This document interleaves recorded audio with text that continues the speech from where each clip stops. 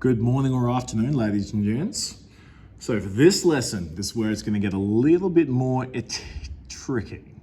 Today we're going to be focusing on the Inclusion-Exclusion Principle.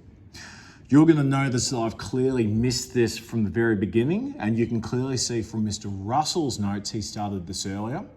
But you're going to notice throughout this lesson why I've left it a little bit longer. Effectively, all we're trying to do is recognize and understand how to apply the Inclusion-Exclusion Principle. So what is it? In layman's terms, it is just an extension of the addition principle to instances where there are two sets have objects in common.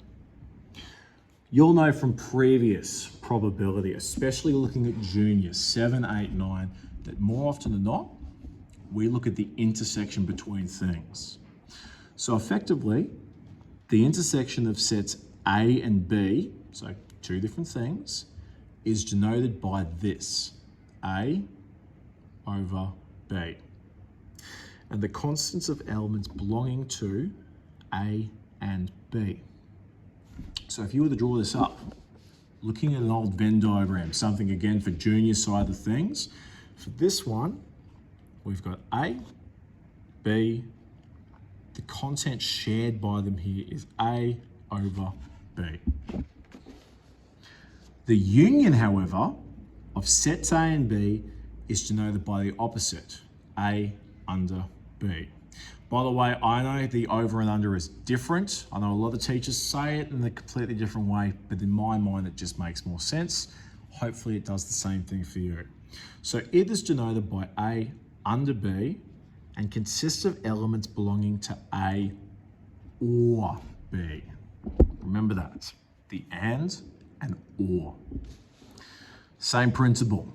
You put our Venn diagram, you're looking at the stuff A or B. So let's dive straight into it here. For our first example, consider the sets A, 2 and 3, B, 1, 2, 3, 4, and C, 3, 4, 5. For the first bit, we are looking for the intersection between B and C. So, what are the two numbers shared? Looking at B, 1, 2, 3, 4, and C, 3, 4, 5. The only numbers that they share are 3 and 4. Under this, A and C, what we're trying to look for are what are all of the numbers within both sets. So if you look at set A, 2 and 3, and C, 3, 4, 5, the numbers used for this are 2, 3, 4, and 5. Looking at our third component, A over B over C. So what we're trying to look for, what numbers are shared for A, B, and C. Pause, look back, you'll clearly see the only number shared is 3. And then finally, A under B under C, we are effectively trying to find the numbers that are within sets A, B, and C. There's only 5 unique numbers collectively over them. 1, 2, 3, 4, 5. For the next part, now this is going to be something that leads also into vectors and quite a bit later on, complex numbers. We're trying to find the total numbers. So in this case, how many numbers are within A? There's only 2, 2 and 3, so our answer has to be 2. And the final bit, this is the trickiest side of things.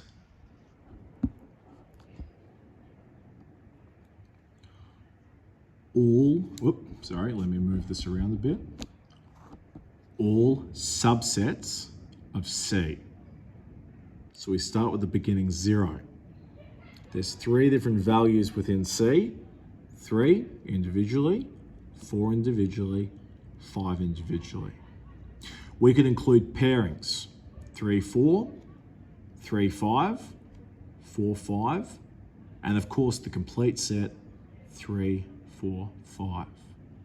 If you were ever asked for a question, and I was going to say this, repeat this in a moment, where it looks for the subsets of a set, it is every possible combination. I'm going to say that one more time.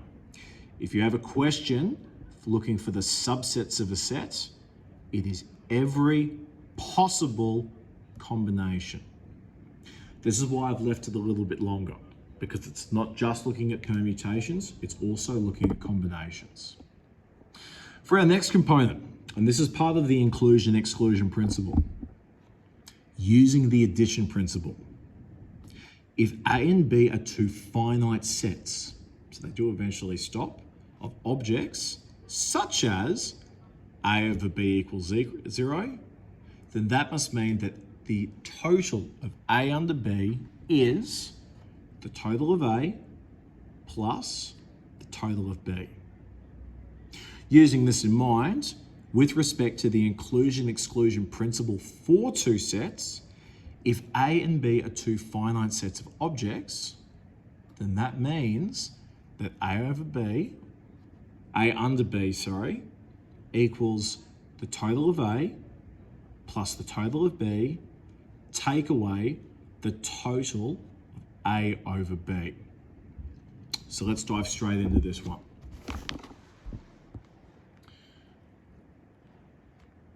With example 2, go for it here.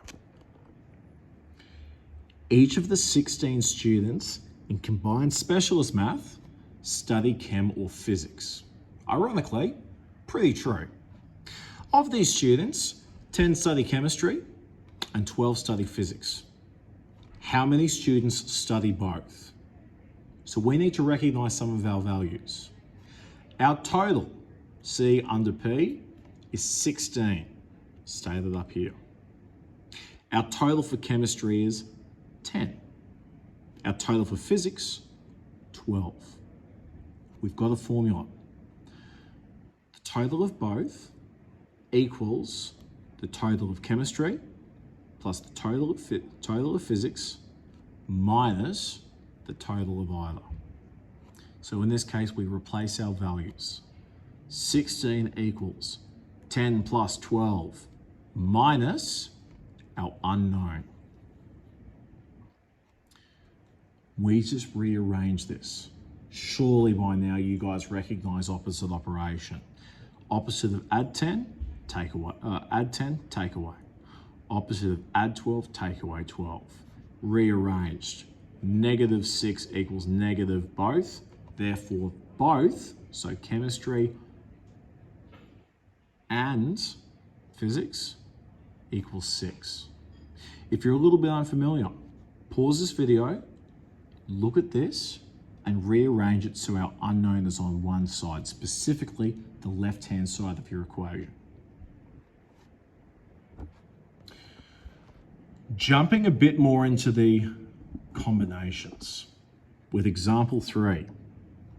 A hand of 5 cards is dealt from a regular deck. Remember that. How many hands contain exactly, let's go for our first one, 2 clubs. So first up, we need to recognize how many club cards are there? 13. Therefore, our first number value, N1, equals 13. How many do we need? We require 2. So that means our first R value will be 2. Keeping this in mind though, if we've got a regular deck, we should be familiar enough now that a regular deck of cards has 52. So how many cards in total do we have left over? Well, we could show the mathematics 52 minus 13. You should be able to get this though, 39. That means our second end value will be 39. And how many other cards do we need for a hand? Well, it's already up here in the question, a hand of 5 cards. Our restriction in this case has to be 5 minus how many clubs we've got, 2, which leaves us with 3. So that means our second restriction is 3. From our previous work, we know that when we've got these two sets of combinations, we multiply them. So, N1CR1 times N2CR2. Substitute them in. 13C2 multiplied by 39C3.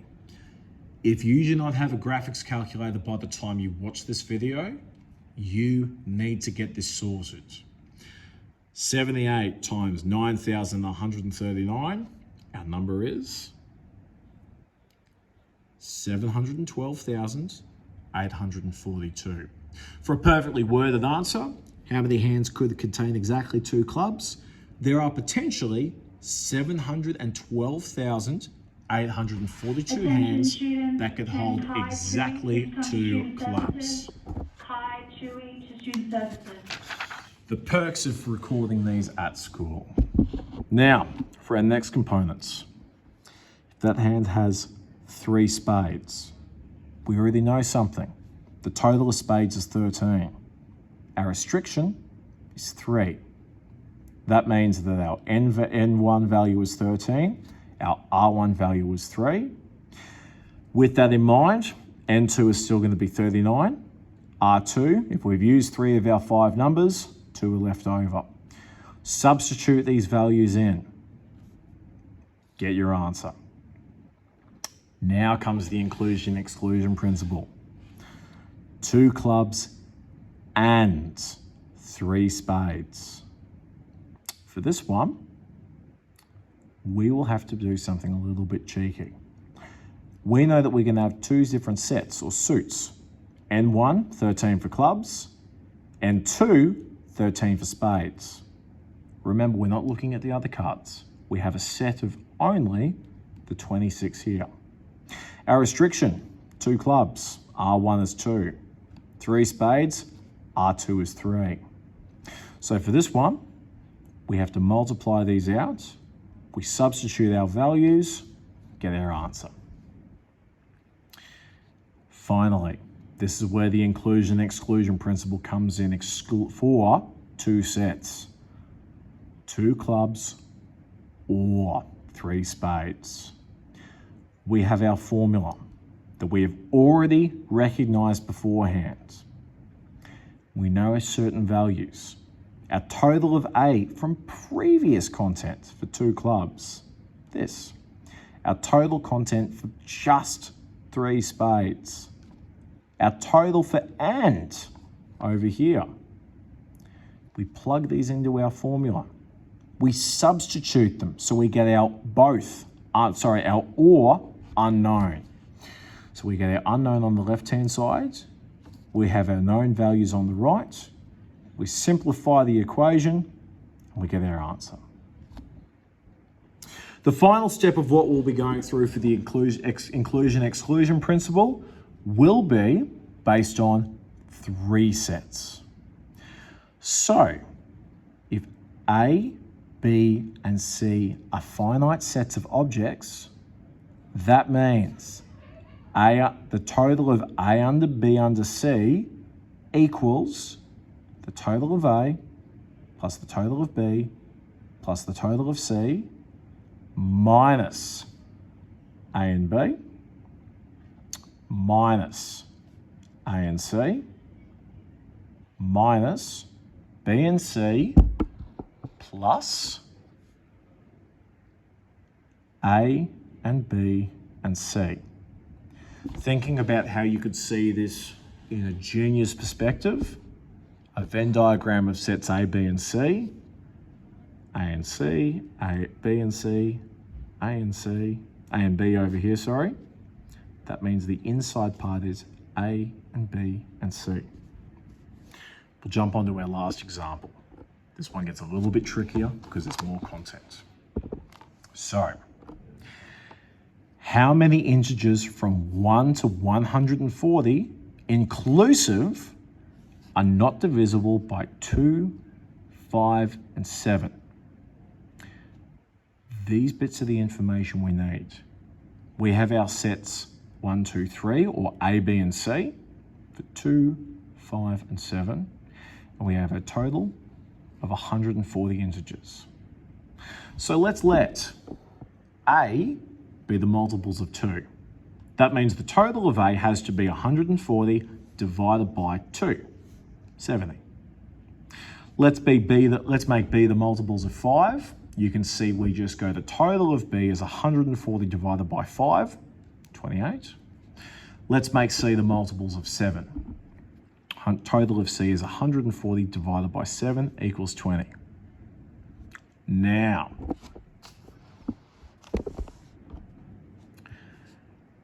let A and B be multiples of 10. You'll see where this is coming from shortly. A and B.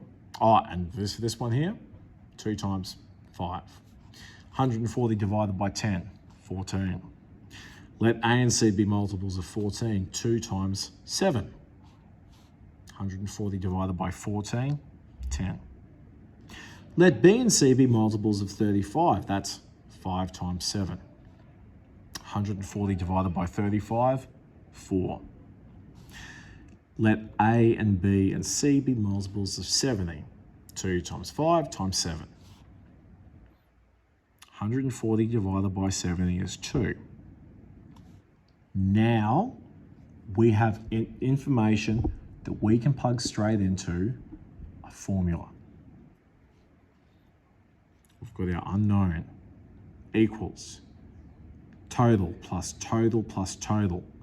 Take away the total, take away total, take away total, add the total.